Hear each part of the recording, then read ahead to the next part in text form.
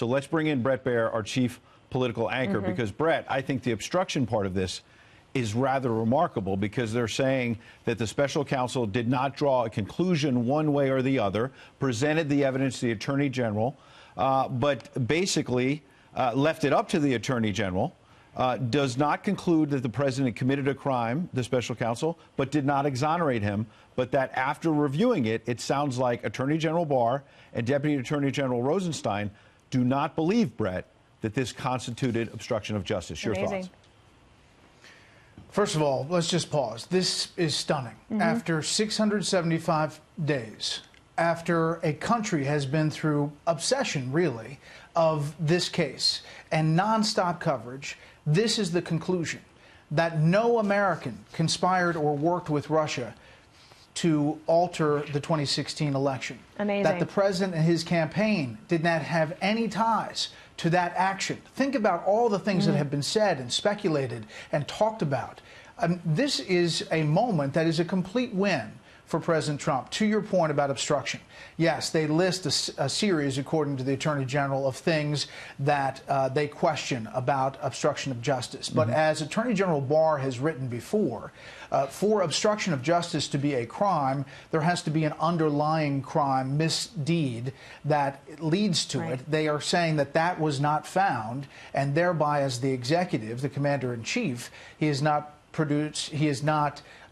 falling under the guidelines of obstruction of justice, moving that forward. I'm sure there will be Democrats on Capitol Hill that say they want to see the specifics and they want to go down that road. But the Attorney General and the Deputy Attorney General are making that decision in this report. It is stunning, these sentences here that are completely saying like a complete that and the total Trump campaign vindication. and the president, Yeah, it's a vindication. A total vindication and for a of what he president said from the beginning.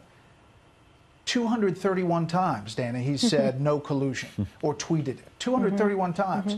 This is the 232nd I was also thinking time. It about, comes from the special counsel. And so the special counsel, of course, he never leaked. He didn't do any showboating. There was no political posturing from Robert Mueller. He was called all sorts of names, as you'll recall, from people who, from the president to others, saying, oh, that, he's just hired a bunch of Democrats. They're just going to come after it. This is the witch hunt.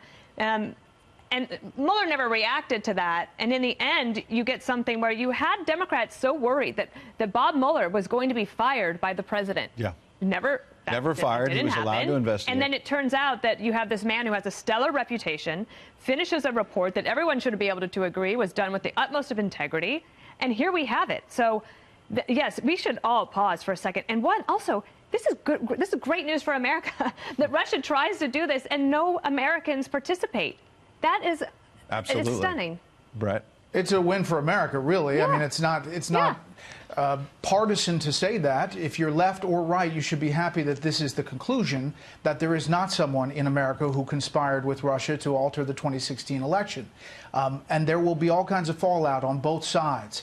But the bottom line is the special counsel interviewed almost 50 people. He had 19 lawyers working 24/7 on this. They had the ability to call grand juries, to bring all kinds of evidentiary efforts going forward, and he did not find it. So when Democrats, if they go down this road up on Capitol Hill, they don't have all those tools, and this is a pretty definitive report. Bret, on that last point, can I just get a brief answer on the breadth of this? Because we knew that it was almost 2 years, and there were all kinds of FBI agents, but the detail that Jake Gibson listed from this letter, 2,800 subpoenas roughly, about 500 witnesses. To the point you just made, if Democrats want to say this wasn't thorough enough, what more could you ask for? Right. You can't. And this was, 2 years plus. And if you think about it in the broad picture, this is definitive. The fact that there are no further indictments, no sealed or unsealed, nothing going forward from this point on the special counsel's effort is stunning. And it will shock Washington, and it'll shock both parties. All right, Bret Baier, thank you so much. We appreciate it. And please stay tuned to Fox News Channel and this Fox station for continuing coverage of this story. I'm Dana Perino in New York.